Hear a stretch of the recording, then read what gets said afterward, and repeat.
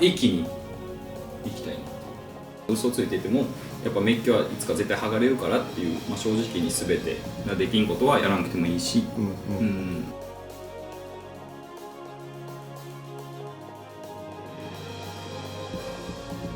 みんながハッピーになるように頑張りたいですね。生きって正直ですね。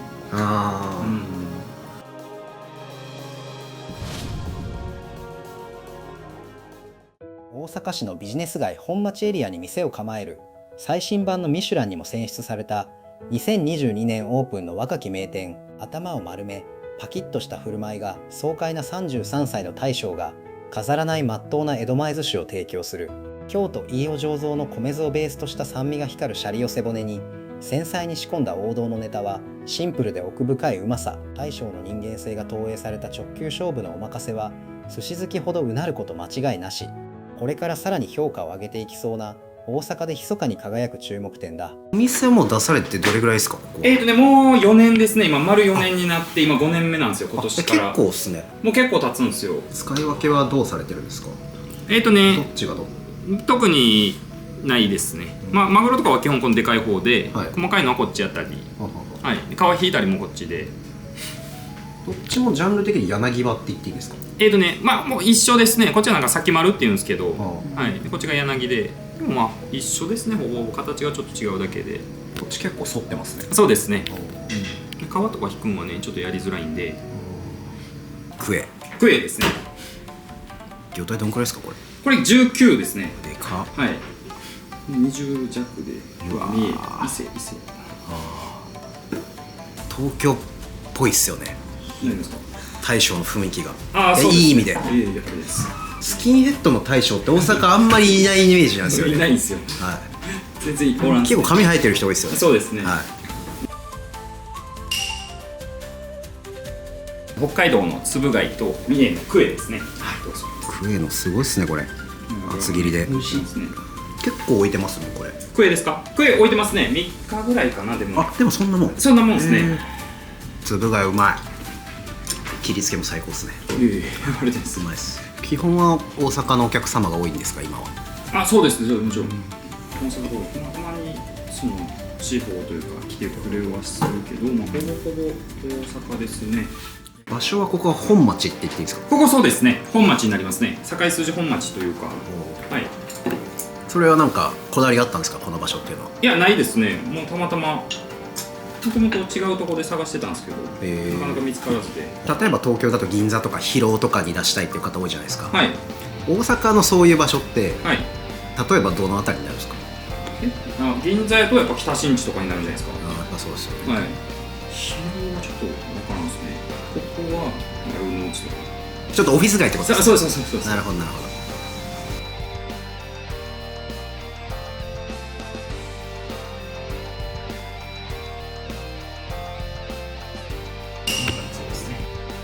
手前福井県の地がらしあるんでお好みで。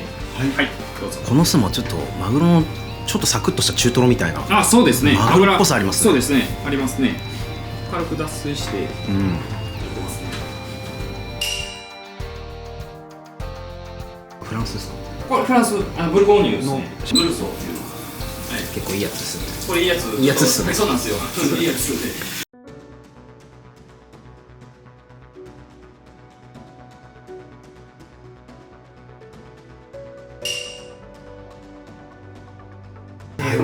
一応63度で炊いてます。明石ですか？明石じゃないですね。和歌山の方。和歌山。はい。じゃあやばいです。タコ美味しいですね。やばいです。すみません。ちょっとうるさく、ちょっとすみません。分かりやすくテンション上がっちゃうんで。過去最高レベルに美味しいタコです。タコを買う時のなんかこういうタコが好きとかあるんですか？まず仕入れの段階のその。ちょっとだから筋肉っぽい硬いのが好きですかね。柔らかいやつよりは。ちょっと硬めのなんか怒ってるって言ったらあれですけど、怒ってる感じのタコが好きですかね。63度でしたっけ？これ63度で1時間ぐらいですかね。低温で。そんなに入れてるんだ。でもほぼ生っぽいというか、プリプリ感が。そうですね。そう。大好きですこれ。やばい。人気なんですよ結構。これはね全国のタコ好きの方にぜひ食べていただきたいですね。ない時もあるんですけど。ない時もある。ない時もある。これ時期物ですか？基いやタコは基本年中あるけど、ない時もタコのそういう塩梅とかって修行先の影響とかもあるんですか？このタコはあんまないかもわからんですね。もう自分がいいなって思った。そうですよね。そうです。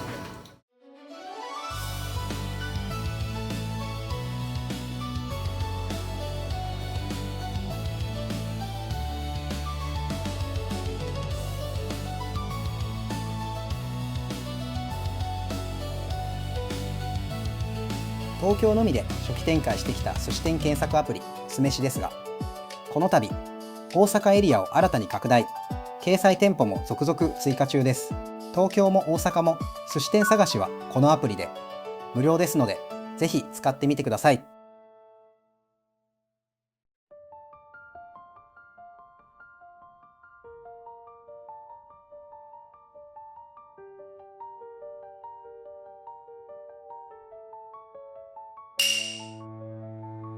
つまみがもう結構潔くシンプルな感じで。そうですね。もう基本的にはうまっ温度が最高ですね。このちょっと人肌っていうか、そうですよね。このつるっと感がそうですね。もううまい。もう白ワイン合う。美味しい。いや幸せ。やばい。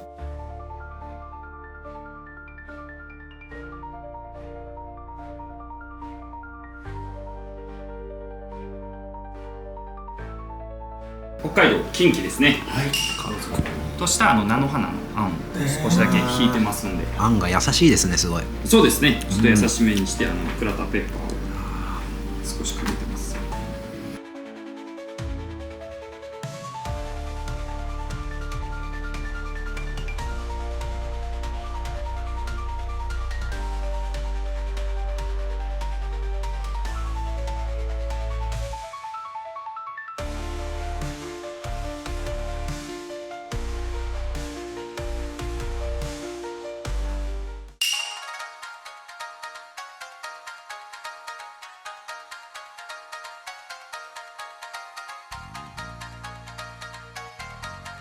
中トロです。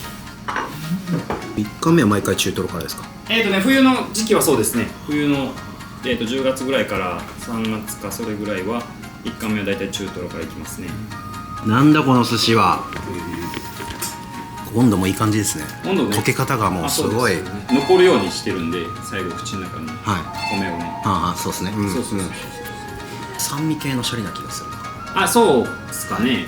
塩がっつりといえば酸味があれかもちょっと最後マグロが溶けて何粒か残った時のシャリがめっちゃちょっと酸っぱくて美味しい。そうですね。そうですね。めっちゃ美味しいです。甘みは入れてないんで、スーとお塩とだけです。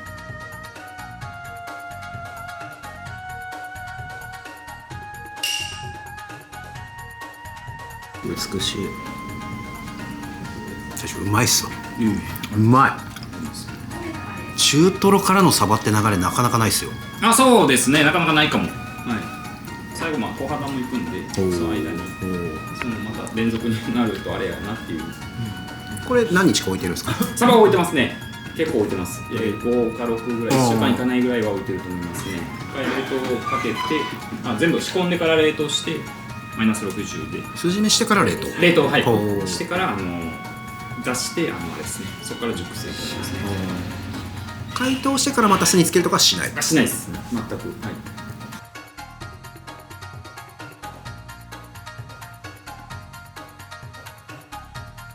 ハリイカです。スミイカです。すだちですか？すだちですね。醤油にすだち。そうです。マッチョ。マッチョ。ガチムチ。そうですね。そした匠さんは今時点で言うとお任せはおいくらでやってらっしゃるんですか？今税込みで25,000円から6,000円の時もあるって感じですね。大体25,000円です。税込みで。税込みで。で飲み物だけ別ですね。予約は今行きたいってなったら予約方法は？電話のみです。電話のみです。もうネットはやってないんで。何ヶ月先までとか決まってるんですか？基本2ヶ月ですね。定休日は？定休日は不定休で予約が入れば。じゃあ電話で確実にとか。そうです。動画見てもしこれ食べたいとかあれば言った方が確実。そうです。もちろん。わかりました。茶碗蒸しいきます。少し熱いです。生姜と海苔のなんで。茶碗蒸ししてます。すごい黒い。海苔ですね。で下ゆり根が少しだけ入ってます。熱いですよ。茶碗蒸しのあんでもいいですけど、はい、白米とかにこの海苔のあん良さそう。まあいけますね。佃煮のもうちょっとこう大人バージョン。そうですね。なんかちょっとこの濃さが。まあやったりたまにね、ご飯はあれやけど白子とかやったりします。炊いて白子をかけたり。この塩梅がいいですね。はい、そう。薄すぎず、ちょっとしっかり味あるけど、はい、濃すぎずというか、はい、絶妙。生姜と一緒に炊いてますね。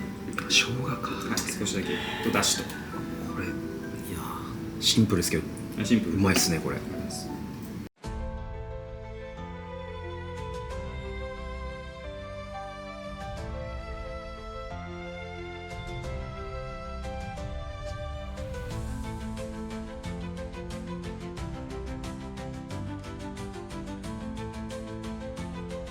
マダイです。匠さんの握りのフォルムはちょっと特徴的な形してますよね。横長タイプ、長方形タイプ、しっとり系ですね。これ置いてますか？これもでも1日ぐらいですね。そんなもんなんだ。はい、これも1日ぐらい。なんでこんなしっとりしてるんですか？個体？元から油が乗ってるからじゃないですかね、多分。これどこですか？これは和歌山です。へえ。軽く塩で脱水して、ちょっととろっと感がある。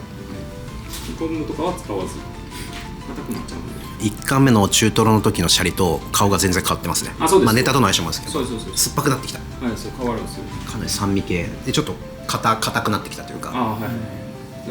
温度下げてるっていうのもあるんですね。そうですね。マグロの時はやっぱちょっといい意味でねっとりというか粘りを感じたっていうか。これ時期物じゃないですか。はい、これマスノスケキングサーモンですね。はい、からしで握ってますね。福井県の先ほどの地がらし。はい。何この質感。はい。なんかもちもちしてて、そうなんですよ。吸引力があるというか、くっついてきますね。美味しいですね。サワラですね。しっとりパートに来たな。一瞬で溶けていく。シャリと一体化する。赤身もいい色してますね。ちょっと漬けてたんですか？軽くですけどね。めっちゃ軽く漬けてますね。これも中トロと同じ個体。これ赤身は違います。赤身は宮城の塩釜じゃないですね。石巻ですね。へえ。はい、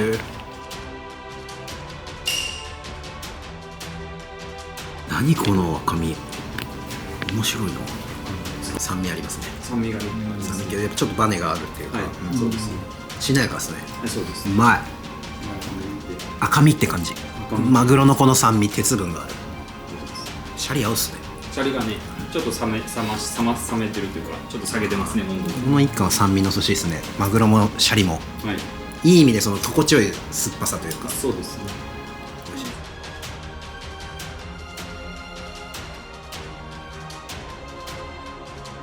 今日はマグロ3貫の個体が全部違う。全部赤身とこのトロは一緒になりますね。これが石巻でしたっけ？はい。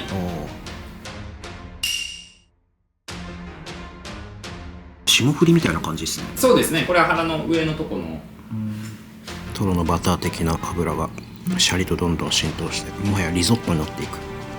シャリがこの油をまとってシャリが美味しいですね。ただ酸っぱいだけじゃなくて、もうちょっと油を含んだ。そうですね。油はやっぱ合いますね。はい。これちょっと温度上げたっすか？若干上げてます。はい。最初のよりはあれですね。やっぱ中トロの時が一番そうです生々しかったというか。そうあと香りとね、そのあれがやっぱその一番上の部分。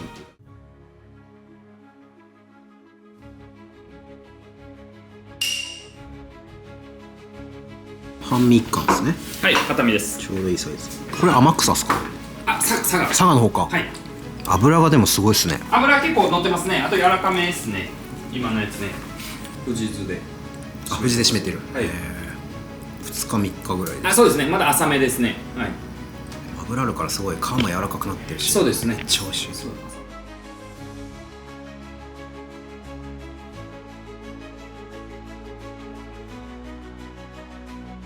車です。ちょっとレアとか仕上げてます。ちょっとやっぱ尻尾を切り落としてるんですね。ちょっとだけね。はい。その硬かったりするんで、そこを切ってますね。心遣いが。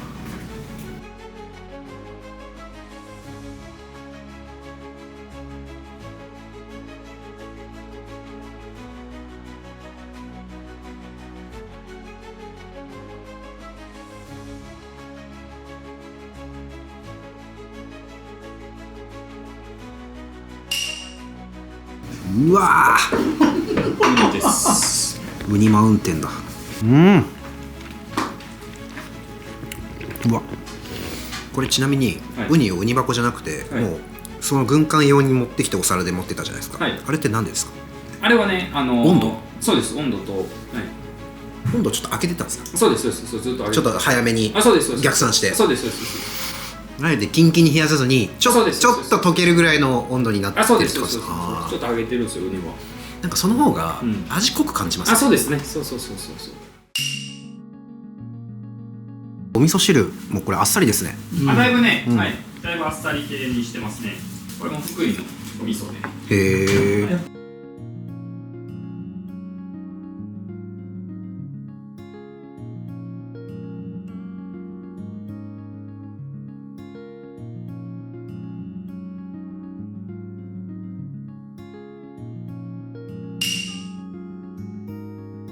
溶ける系だ。はい。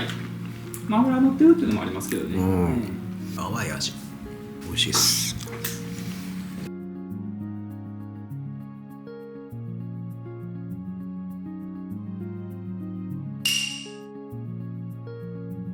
僕はやっぱタレ派ですね、穴子は。穴子はタレ派ですね。これは穴子の爪のタレですか？そうです。穴子を炊いてるやつを、詰めてます。今甘すぎないですね。そうですね。あんまり甘くないですね。はい。あんま甘くしてないです。だから全然コテコテしてないというか。そうですね。この食感ってどうやってですか？なんか長くやるとか火力が強いとか。火力が強いですね。で、15分ぐらいかな。トータルで言うと。はい。じゃガッとやる。そうですね。それ以上やると多分崩れてくるんで。はい。でそれでゆっくり揚げてって感じですね。10分15分ぐらいやって、あとはそれもう火消してもそこに言うたらちょっとだけ冷めるまで置いとくって感じですね。1時間ぐらいか。トロタク。これ玉ねぎですか？たくあんです。これたくあんですか？はい。白いべったら漬けですね。ちょっと甘めの東京のやつですね。べったら漬けは。トロタクを作る時の叩くなんかポイントとか重要視してるところってあるんですか？なんか細かさとか力の強さとか。はありますね。あんまり細かくなりすぎるとやっぱ気持ち悪いんで、ちょうど良いちょっと食感も残しながらっていう感じですね。ごつすぎてもあんまり好きじゃないんで、感じですね。ではできるだけ筋も取ってっていうのですかね。部位はでも赤身も入ってましたね。赤身は全部一応入れてますね。今日食べたやつを。伏線回収。そうですね。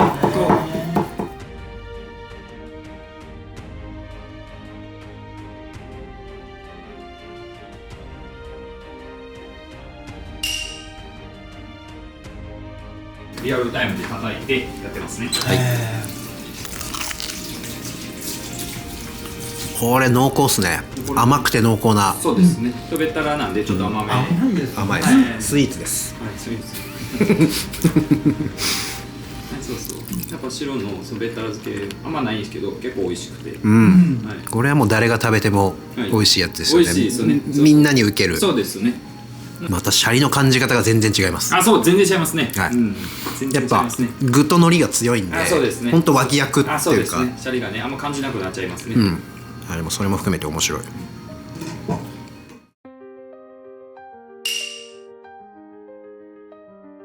梅の香りがする銀シャリというか、これでおにぎり食べても美味しいなっていうか、ちょっと持ち帰っても全然美味しいですね。シャリはねでも変わるんですよ結構。一種類ですよね。何がですか？シャリ1種類ですよね。1種類でだいたい1週間から10日に1回ぐらい作るんで。塩梅を変えるってこと？若干変わるんですよ。そう。それはその周期は何ですか？ちょっと気温が寒くなってきたとか暖かくなってきたとかじゃなくて。それもありますね。それもあるし、あと米のその炊きも変わってくるんで、それでその入り方とかも違うというか、それ自体はほんまにちょっとですけどね。塩を 1g 減らしたり増やしたり、酢をだから酢は3種類入れてるんですよ。純米とプレミアムってちょっと熟成させたやつと赤酢と。富士酢ですか？富士酢ですね。赤酢は違いますけどね。富士酢の2種類と。だから富士酢プレミアムの酸味だ。ナチュラル系の酸味だ。そうですね。そう。であと塩だけ。塩はヒマラヤのピンクのやつを使ってて岩塩。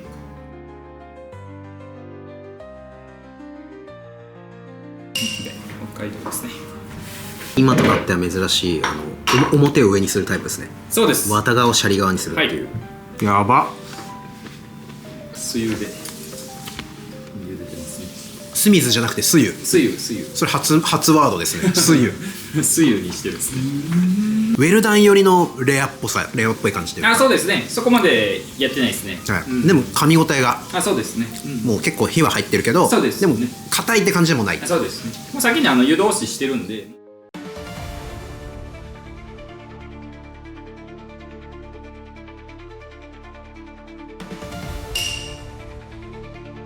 1日じゃ結構仕上げるの難しいんですよ。でどういうことですか？タコをこれ炊いて炊くのは1日で終わるんですけど、そこからこの常温に戻したり冷蔵庫入れたりしてこの食感になるんですよ。その日には出さないんで絶対に。何日か置いといて温度を変えたらこういう食感になるというか。本当に気になる方は事前に予約する時とかにちょっとタコ食べたいとかっていう方が確実ですよね。そうこれは本当にタコ好きはたまらない食感ですよ本当に。全タコ好きが喜ぶ。止まらないんですよほんまタコ好きが。はい僕みたいな。いや僕もちょっとそのニュアンスですもん。だから2貫食べたいですもん。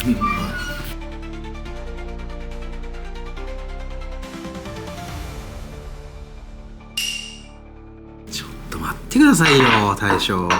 タコのステゴザウルスだな。わかりますこの。わかります。福井なんで僕は。恐竜王国。このヌルヌルがねたまらないんですよ。塩を使わずに。吸盤も美味しいし、でもこの吸盤だけじゃなくてこの皮の部分のゼラチン質の感じを残してるのが匠さんのタコ。このヌルヌルが美味しい。あれです。口の中でタコザウルスが暴れてます。口の中で本当滑っていくというか。うまいです。このタコは本当に全国のタコ好きの方にぜひ食べていただきたいなと本当に思いますね。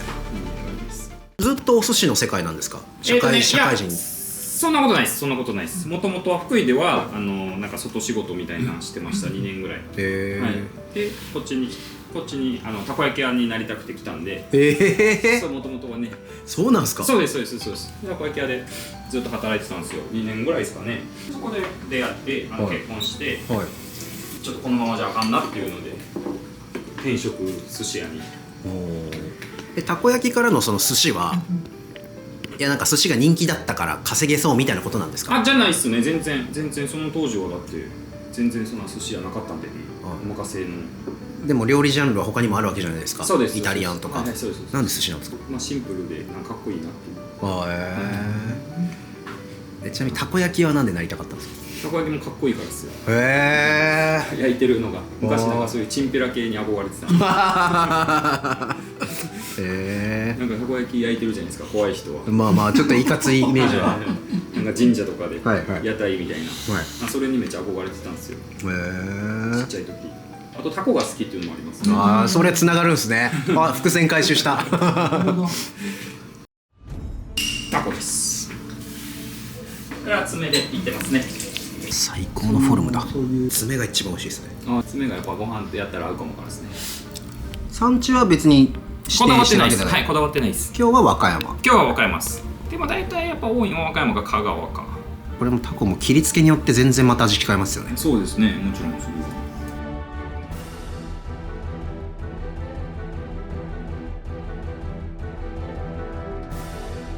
見たことない映像ですね。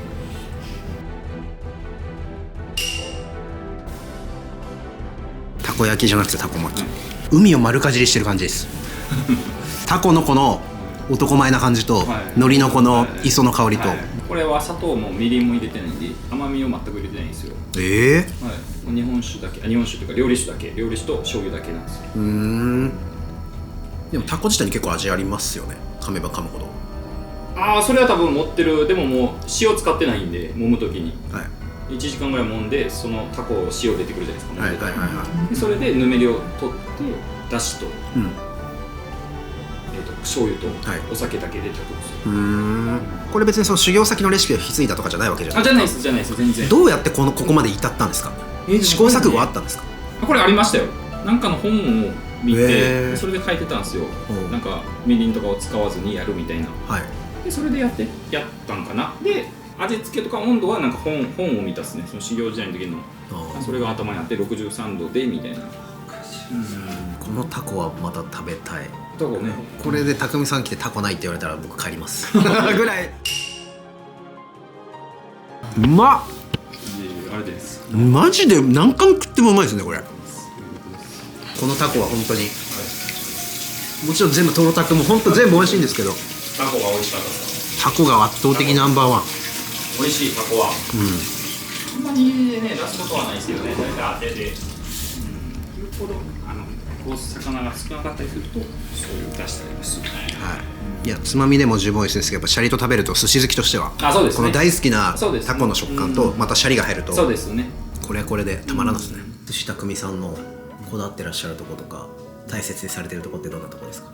まあ駅に行きたいなっていう、みんながハッピーになるように頑張りたいですね。その関わってくれてる人が業者さんとか。大将の中での粋って例えばなんかどんなイメージですか？粋をもうちょっとこう楽しく、あんま厳しくなく、お互いに楽しくやってもらって帰ってもらうのが一番いいかなって感じですね。安直かもしれないですけど、例えば最後タコの下りがあったじゃないですか。和がらしでつまみでちょこんって出してくれたり、ちょっと切れ端置いてくれたり、一貫どうぞみたいな、あの辺とかああいうのもその場の流れでアドリブというか、そうですよね。お客さんのその気持ちいいっていうか喜んでもらえるなと思ったらちょっとこうさりげなく気づいたら僕も置かれてたみたいな、ああいうそういうのもありますね。嘘ついててもやっぱメッキはいつか絶対剥がれるからっていう、正直に全てできんことはやらなくてもいいし、だから正直にって感じですね。言うたら生きって正直ですね。シンプルですけど一貫一貫ちゃんと美味しくて、本当になんか寿司好きがめっちゃ好きな感じのお寿司屋さんだなっていう。そうですね。やっぱ握りを食いたいっていう人はめちゃくちゃいいお店だなと思ったんで。もともとはね結構デカめやったんですけど、やっぱ最初大阪ってやっぱ当て文化なんで、もともとがやっぱお寿司でかいと結構困って言う人が多いんですよ。だからだんだんねそれでちっちゃくはなってきてたんですけど、でかくね許容の範囲やったらでかくもできるという感じですね。言ってもらえれば、たまにおるんで。いやでも最高でした。また今後ともよろしくお願いします。しかも同い年ということで今後ともよろしくお願いします。ありがとうございます。